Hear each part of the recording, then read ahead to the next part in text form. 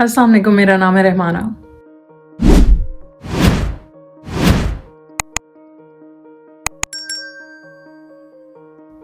किताबें तो बहुत पढ़ ली, लेकिन डिजिटल लिटरेसी एक बहुत अहम मुद्दा है आजकल के दौर में। ऐसे दो मुल्क जो इकट्ठे आज़ाद हुए, लेकिन उनमें से एक यानी इंडिया इस वक्त ग्लोबल क्रिएटर इकॉनमी में टॉप ऑफ द लिस्ट है। उसी के मुकाबले में पाकिस्तान की अगर बात की जाए तो कुछ स्टेटिस्टिक्स के मुताबिक तो 7वें नंबर पर आता है, लेकिन कुछ स्टेटिस्टिक्स में पाकिस्तान उस टॉप 10 की लिस्ट में शामिल नहीं है। इससे पहले कि मैं वीडियो को आगे बढ़ाऊँ, ज़्यादा अहम यह है कि डिजिटल क्रिएटर इकॉनमी क्या है और इस मार्केट का साइज़ क्या है। डिजिटल क्रिएटर इकॉनमी यानी ऐसी इकॉनमी जो कि डिजिटल प्लेटफॉर्म्स के ज़रिए चलती है, जहाँ पर एक कंटेंट क्रिएटर अपने कंटेंट के एवज़ किसी ब्रांडिंग के ज़रिए, किसी एड के ज़रिए पैसा कमाता है। ग्लोबल क्रिएटर इकॉनमी का साइज़ इस वक्त तकरीबन $191 बिलियन का है, और ये प्रिडिक्शन दी जा रही है कि 2030 तक ये ग्लोबल क्रिएटर इकॉनमी तकरीबन $500 बिलियन क्रॉस कर जाएगी। अगर मैं सिर्फ YouTube की बात करूं तो आखिरी 3 सालों में YouTube ने पूरी दुनिया में तकरीबन $70 बिलियन कंटेंट क्रिएटर्स को दिया है। नील मोहन जो कि CEO हैं YouTube के इस वक्त, उनका ये कहना है कि protecting the creator economy is foundational to everything we do and it's good for the business. ये एक ऐसा साइकिल है YouTube पर जिधर हर किसी को फ़ायदा हो रहा है। YouTube एक ऐसा डिजिटल प्लेटफॉर्म बन चुका है जहाँ पैसे की सर्कुलेशन को समझना बहुत अहम हो चुका हुआ है, और ये सर्कुलेशन कंटेंट के ज़रिए जो हो रही है, हर तरह का कंटेंट आपको इस प्लेटफॉर्म पे मिल जाएगा। ये ना सिर्फ कंटेंट क्रिएटर्स के लिए बेनिफिशियल है, बल्कि वो कंटेंट क्रिएटर्स जिन कंट्रीज़ से ताल्लुक़ रखते हैं उन कंट्रीज़ की GDP को भी इम्पैक्ट कर रहा है। अगर YouTube की ही रिपोर्ट US इम्पैक्ट 2022 की देखी जाए तो YouTube के क्रिएटिव इकोसिस्टम ने तकरीबन $35 बिलियन की कंट्रीब्यूशन की US की GDP में। अगर ब्रेक डाउन करूं तो तकरीबन 55,000 YouTube चैनल्स थे US में बाय 2022, जिनकी सब्सक्रिप्शंस अगर देखी जाए तो 1 लाख से ज़ायद थी, और 6,500 के करीब चैनल्स ऐसे थे जिनकी सब्सक्रिप्शन मिलियन यूज़र से एक्सीड कर चुकी थी। 2023 में YouTube दुनिया के सोशल मीडिया रैंकिंग्स में दूसरे नंबर पर आ गया, और इसकी यूज़र्स का नंबर अगर देखा जाए तो तकरीबन 20.7 बिलियन यूज़र्स YouTube पर आए। दुनिया के ओवरऑल इंटरनेट यूज़र्स की परसेंटेज में अगर YouTube यूज़र्स की बात की जाए तो तकरीबन 47% इंटरनेट यूज़र्स एक मंथ में YouTube ज़रूर एक्सेस करते हैं। स्पेकुलेशन ये है कि bye 2030 it would become $100 billion industry globally. जहाँ टिकटॉक से एक बहुत बड़ा कंपटीशन मिल रहा था YouTube को, क्योंकि लोग शॉर्ट्स देखना ज़्यादा प्रेफर कर रहे थे। अब हमारा अटेंशन स्पैन भी कम हो चुका है। YouTube ने हाल ही में YouTube शॉर्ट्स इंट्रोड्यूस किए प्लेटफॉर्म पर, और उसी के साथ साथ अब YouTube उस पर मोनेटाइजेशन भी शुरू कर चुका है। जहाँ एक तरफ हम देख रहे थे कि कंटेंट कैटेगरी बहुत वास्ट है YouTube पर, लेकिन एजुकेशनल वीडियोस उनको अब 2023-24 में काफ़ी अरूज मिला है। They are rising day by day, और हर तरह का एजुकेशनल कंटेंट अब YouTube पर मौजूद है। इट इज़ ऑल्सो स्पेकुलेटेड कि 2030 तक इमर्जिंग इकोनॉमीज़, जिसमें पाकिस्तान, इंडिया भी आते हैं, ये वो इकोनॉमीज़ हैं जिनके कंटेंट क्रिएटर्स एजुकेशनल कंटेंट या एजुकेशनल वीडियोज़ के थ्रू काफ़ी सारा पैसा कर पाएंगे। इस डिजिटल प्लेटफॉर्म की सबसे बेहतरीन बात यह है कि ये एक लॉन्ग टर्म पोर्टफोलियो डेवलप करती है। इसलिए अगर YouTube यूजर्स या YouTube कंटेंट क्रिएटर्स की बात की जाए तो ऐसा क्यों है कि इंडिया इस वक्त टॉप 10 कंट्रीज में नंबर 1 पे लीड कर रहा है। एक ऐसा मुल्क जहां पर इतनी बड़ी पॉपुलेशन, इतनी डाइवर्सिटी है, लैंग्वेजेस में डाइवर्सिटी है। एक तरह से तो लैंग्वेज बैरियर बहुत बड़ी वजह होना चाहिए था कि बहुत सारा कंटेंट मिस हो जाए, लेकिन ये सारे चैलेंजेस को सरपास करके इंडिया फिर भी रैंक कर रहा है टॉप पर।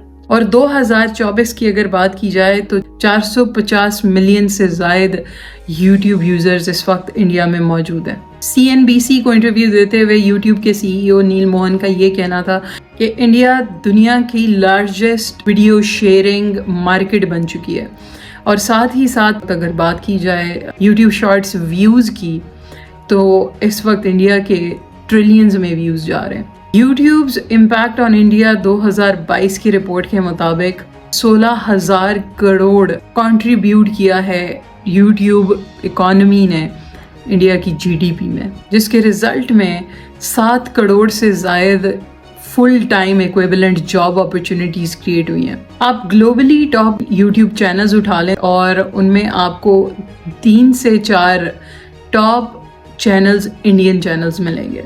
ٹی سیریز اس وقت دوسرے نمبر پہ رینک کر رہا ہے آفٹر مسٹر بیسٹ۔ جیسے کہ میں نے کہا کہ اتنی ڈائیورس لینگویجز ہونے کے باوجود اس بیریئر، اس چیلنج کو سرپاس کر کے اس وقت اگر انٹرسٹ اسپیکٹرم کی بات کی جائے تو گیمنگ چینلز اٹھا لیں آپ، ایجوکیشنل چینلز اٹھا لیں آپ، فنی کانٹینٹ نکال لیں یا کسی بھی قسم کی روسٹنگ ویڈیوز نکال لیں، ہر طرح کی کا کانٹینٹ یوٹیوب انڈیا پہ موجود ہے۔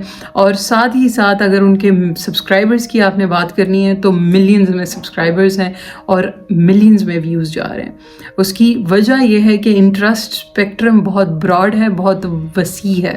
اس کے برعکس پاکستان کی اگر بات کی جائے ایسا بالکل نہیں ہے کہ پاکستان میں لوگ ڈیجیٹل لٹریسی کو نہیں سمجھنا چاہ رہے یا لیک کر رہے ہیں، بلکہ بہت سارے اور چیلنجز ہیں جو کہ پاکستان اس وقت فیس کر رہا ہے۔ اگر رینکنگ کی بات کی جائے تو کچھ اسٹیٹسٹکس جیسے میں نے ویڈیو کے شروع میں کہا کہ 7 نمبر پہ آتا ہے، اور کچھ اسٹیٹسٹکس کے مطابق پاکستان ٹاپ 10 لسٹ میں موجود نہیں ہے۔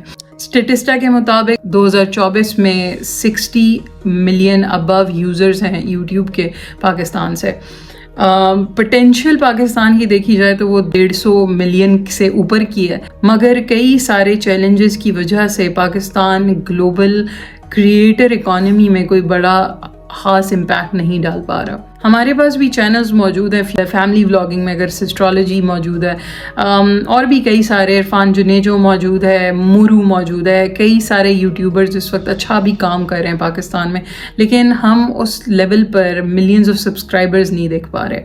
وہ سبسکرائبرز ہمیں زیادہ تر فیملی ولاگرز کے دکھتے ہیں، اور یہ بات ہضم بھی نہیں ہوتی میجورٹی لوگوں کو۔ جتنے بھی لوگوں سے میں نے بات کی ہے زیادہ تر کو فیملی ولاگنگ پسند نہیں ہے، لیکن I still ask the question کہ اگر کسی کو پسند نہیں ہے، جتنے لوگوں سے بات کی جا رہی ہے، کوئی ویڈیو فیس بک پہ آ جائے تو اس کے نیچے گالیاں پڑی ہوتی ہیں ان کو، تو یہ سبسکرائبرز آ کہاں سے رہے ہیں؟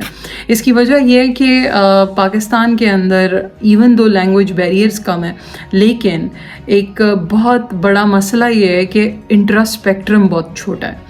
یہاں پر آپ اگر چینلز اٹھائیں گے تو زیادہ تر پولیٹیکل کامنٹری چینلز یا پھر کسی بھی ولاگ میں گوسپ دیکھ جائے، کسی ڈرامہ یا انٹرٹینمنٹ کے چینل پہ آپ کو کوئی تڑکا مسالہ والا کانٹینٹ مل جائے، یا پھر آپ کو نیوز چینلز یا پولیٹیکل کامنٹری میں وہ گوسپ مل جائے، زیادہ تر لوگ اس طرح کا کانٹینٹ دیکھ رہے ہیں پاکستان میں۔